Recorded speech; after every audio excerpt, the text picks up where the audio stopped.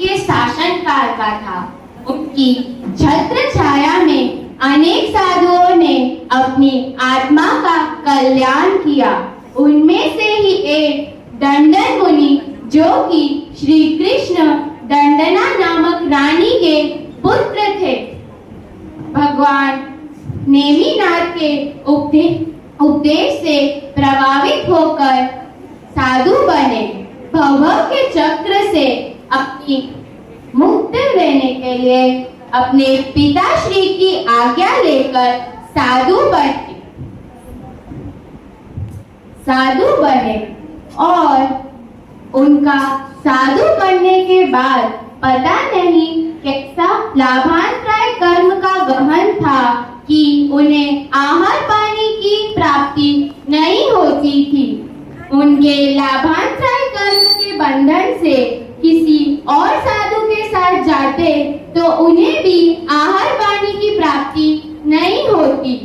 एक बार दंडन मुनि ने अभिग्रह करते हुए सोचा,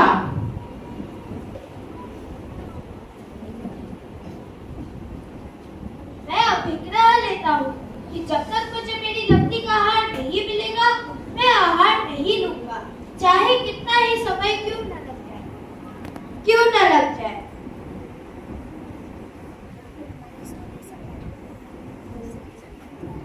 गोचरी के लिए घर का दृश्य पहला।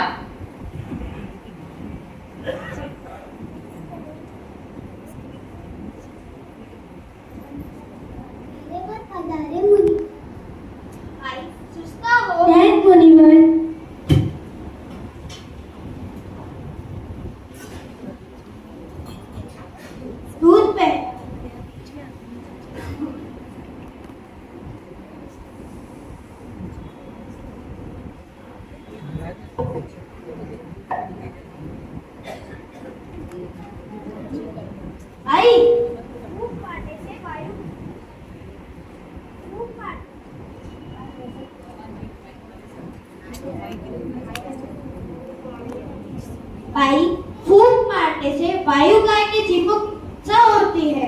तुम्हारा घर अशुद्ध हो गया है, यह नहीं है।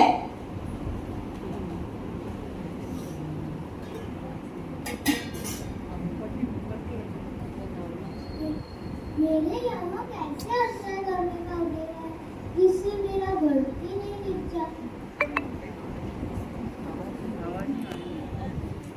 दृश्य दूसरा। एक घर में गोचरी जाते हुए।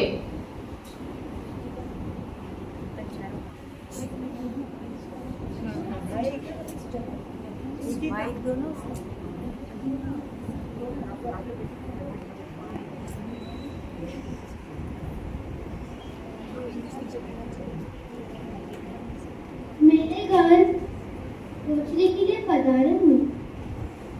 तुम्हारे घर गोचरी नहीं हो सकती है। क्यों मुनिवर? तुम्हारे घर के बाहर कच्चा पानी गिरा हुआ है।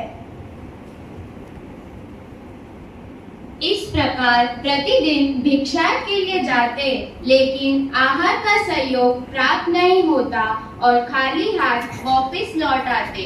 6 महीने बीत गए। आहार न करने से शरीर दुर्लभ शक्तिहीन हो गया है। एक बार दंडन मुनि भिक्षा के लिए गए हुए थे। दूसरी तरफ श्री कृष्ण भगवान नेमिनाथ को वंदना करते हुए अर्ज करते हैं।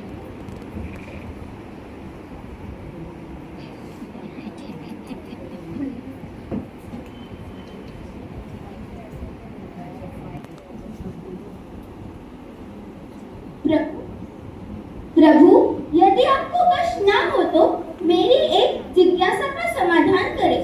प्रभु, आपके 18,000 साधुओं में से कौन सा मुनि साधना में सर्वश्रेष्ठ है? वासुदेव कृष्ण, तेरे 18,000 साधु समाज में दंडन मुनि की साधना सर्वश्रेष्ठ और उत्कृष्ट है।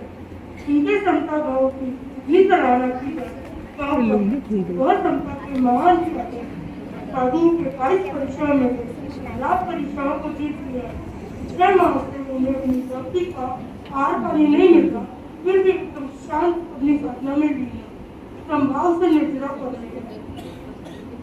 भगवान नेमिनाथ के मुखारविंद से अपनी पुत्र की प्रशंसा सुनकर वासुदेव कृष्ण अपने आप को धन्य महसूस करने लगे और दंडन मुनि के दर्शन करने को उत्सुक हो उठे।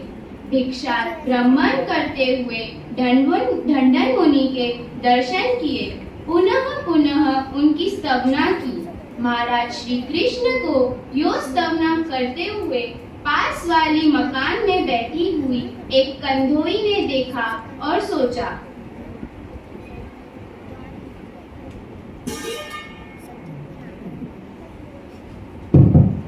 हो ना हो, यह बहुत पहुंचे हुए साधक हैं, जिनकी श्री हरि जैसे सम्राट भी स्तवना कर रहे हैं।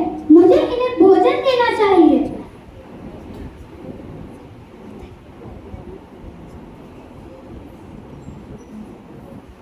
मेरे घर पधारे मुनिवर। यो विचार कर भक्ति भाव से दंडन मुनि को कंधोई अपने घर ले गई। तू जानता है मैं किसका शिष्य हूँ, किसका पुत्र हूँ?